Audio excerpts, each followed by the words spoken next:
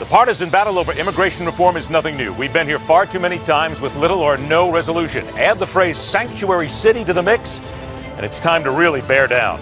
Over and over again, we're told by the experts about the virtual stone age we'll be plunged into if places like Wall Street and items such as air travel are electronically compromised.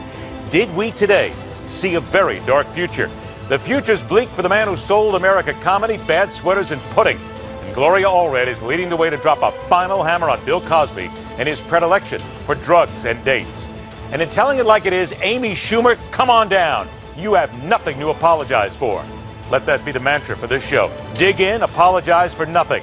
I'm Ed Berliner. This is The Hardline for Wednesday, July 8th, 2015.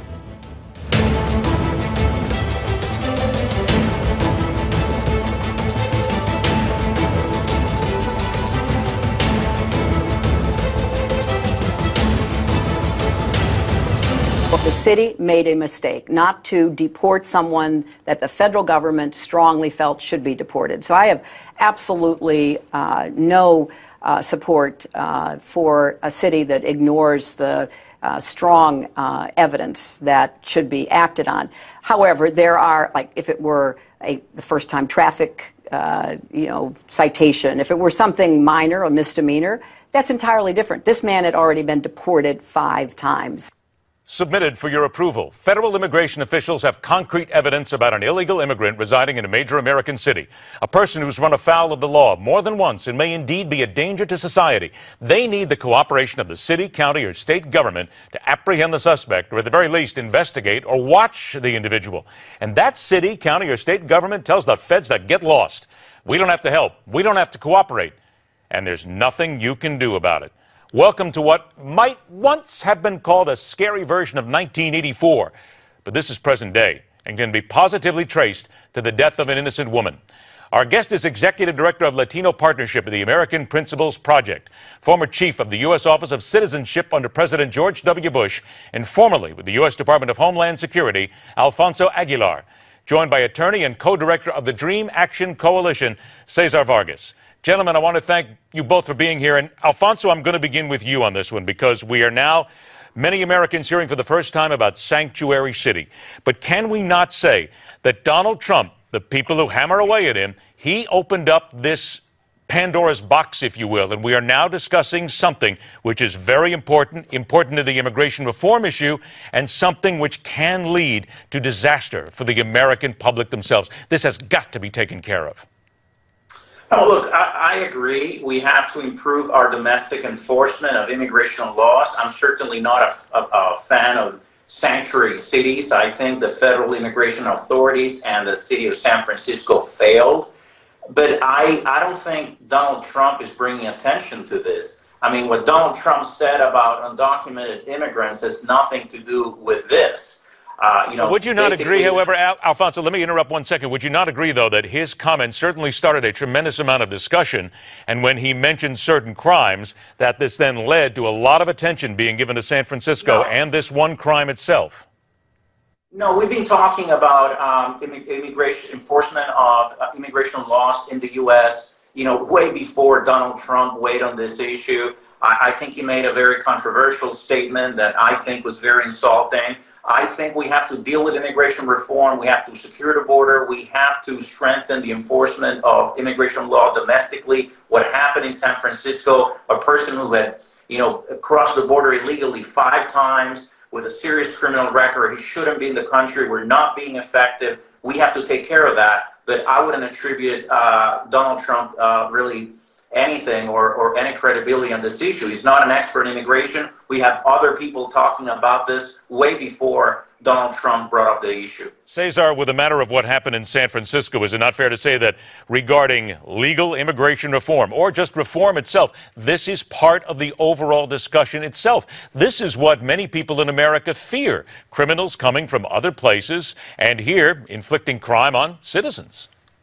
Well, it was definitely a tragedy, and to show this woman being, the product of a broken immigration system, and there's plenty of blame to go around from immigration custom enforcement and San Francisco. The reality is that the law indicated that this person had to release, but also San Francisco should have notified it, but also immigration should have been on top of this violent offender who had 7 felonies, who have been deported 5 times. And this is really the discussion of immigration. Alfonso is right. This hasn't been discussion for throughout. It's about security, and it's about knowing who's in this country, which is why when we're advocating for immigration reform, we're not just advocating for people to come out of the shadows and be given work authorizations, but we're also talking about our national security, to know who's here, to ensure that people like this man who committed an atrocious act is able to be identified, and immigration to deport this guy immediately. But how did this get buried, though, Cesar? That's what a lot of people are talking about right now. Certainly, we're in agreement here that there's a problem with this sanctuary city concept,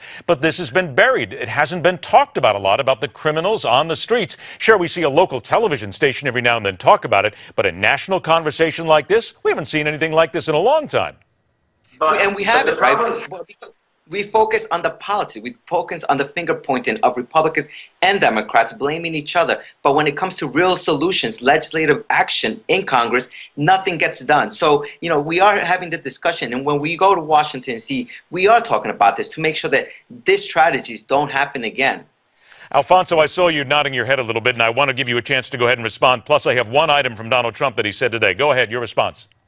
No, look, I think the problem here is, and now to Trump's comment, he gave the impression that the majority of unauthorized immigrants are criminals or rapists or involved in drug trafficking. Well, he didn't necessarily say majority, actually. He didn't use the word.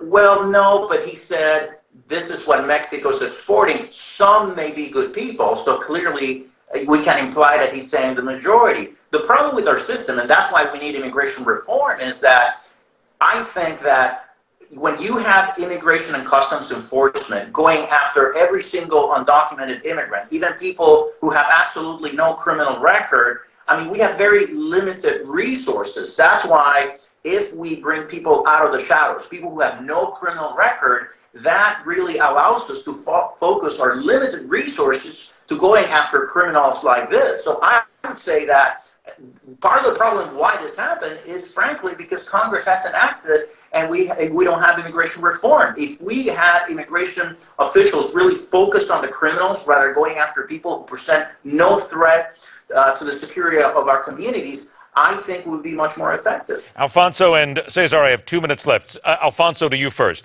Donald Trump said today, I'll win the Latino vote. I'll win it. He made that statement hard out. I wanted to get your reaction to that, but then also ask you as a follow-up then. Will the Latino community hold what Donald Trump said against the rest of the Republican Party come election time? Alfonso, you first. Donald Trump would be happy to get 2% of the Latino vote. He'll never, much less win the Latino vote.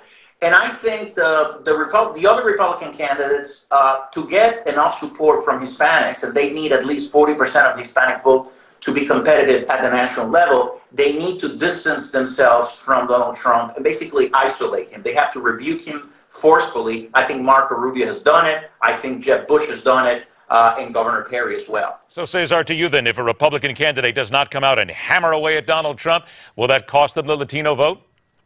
It goes to show you it's not just about what Donald Trump said that, well, I'll create jobs and that's why they'll love me. It's about respect. And if you're not respecting the Latino community, if you're not respecting the Italian community, if you're not respecting any type of community, you're not going to get that vote, regardless of how much money, how much jobs you're going to create. And the reality is when we have Jeb Bush, and I think it is a really good step that Jeb Bush, that Marco Rubio are taking a step to condemn these remarks, because it's really about the respect of the community that we're talking about. You're not just going to insult someone and then ask them, here's some money and then vote for me. So I think we are seeing some Republicans stepping up and demonstrating leadership to condemn these remarks. And overall, what we want is a president who's willing to lead, whether it's Democrat or Republican. And in this instance, Donald Trump is, it's not even taken seriously. And unfortunately, he is tainting the Republican Party's brand on any issue, really. And, it's really like a stand-up comedy when we're listening to Donald Trump. All right, let's go ahead and see where it goes from here, because Mr. Trump certainly will have his moments, as will the rest of the candidates, and everybody will speak